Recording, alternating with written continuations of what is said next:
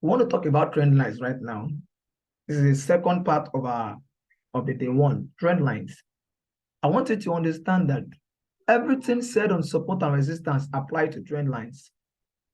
The first one is the force, ceiling, and the floor. But in this scenario, the support and resistance happens to be in a parallel line. The only difference is trend line happens to be in a slant line.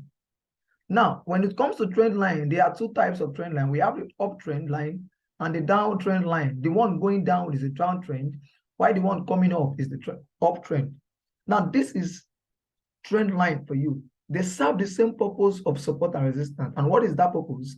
They simply want us to be able to pick up market turning price as ascend higher. In a scenario whereby we don't have the trend lines and we are expecting price to trend in a wave-like manner, this is what is going to happen. The market is going to do something like this and drop down.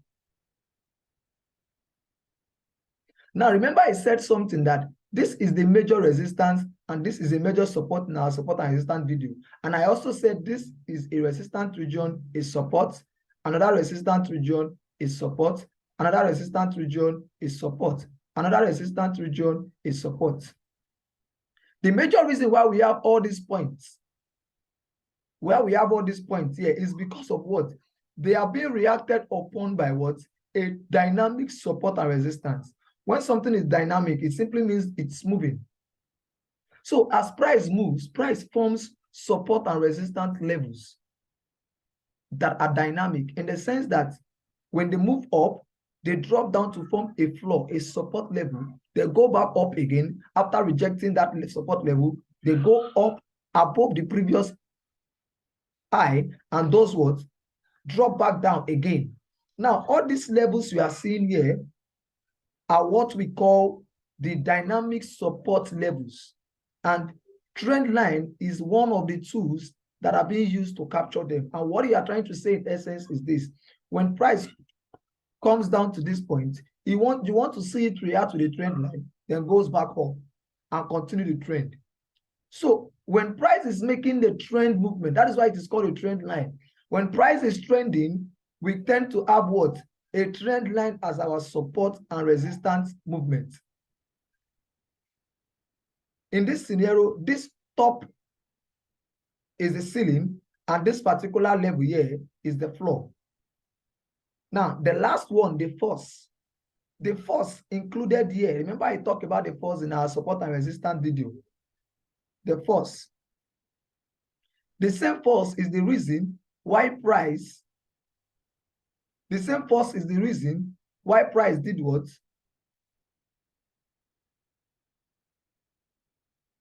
The same force is the reason why price rejected this area and goes back up. Rejected this area and comes back down. But the only difference is this: they did not drop down to the previous level. Why? Because of there is a straight line that the market acted upon. This is the major reason why. There is a trend line the market acted upon. And that was why we have this full wave-like manner. So, in order for us to explain from the beginning, using support and resistance and trend lines, I'm going to do this. I want to put support and resistance and trend line together so you understand. Let's assume this, okay? Let me share my screen. Let me share my screen. Now, as you can see, this is my full chart. This is my full chart. This is my full chart. And we have this.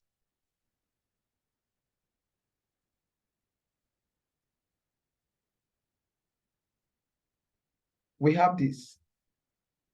Yes. Now, up here is the ceiling.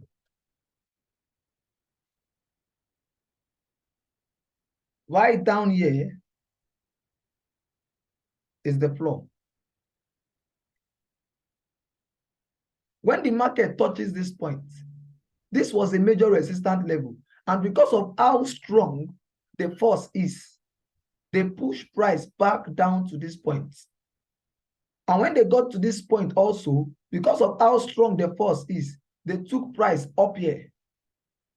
Then there is another major resistance level that price reacted to at this point that allowed price to do what? Drop back down to this point. Now, I know some of you will be talking about what about the inner levels? When I mean the inner levels, I'm talking about this point here. All these inner levels here. I know some of you will be saying, how can we predict them? You can, and that is what we'll be doing when we get to that point. But for now, I want you to understand that support and resistance is the main reason why the market moves. They are the main reason why the market moves in wave-like manner. Now, remember, we are trying to put support and resistance together and trend lines. I want us to now look at this. The reason why price move up, to put a trend line, you click on this particular line, then you see this is a trend line. This is a trend line. Remember what I said, the ceiling and the what? The floor for a trend line. This is a trend line, and if you can notice, the market reacted to it at this point. We are having another what? Reaction at this point. And we are having another one at this point. So this is what you want to see for a trend line. So it is because of the reaction of support and resistance and trend line together. That is why we have this trend-like movement. That is why we have this trend-like movement you are seeing here. If I turn this to a line chart, this trend-like movement you are seeing here,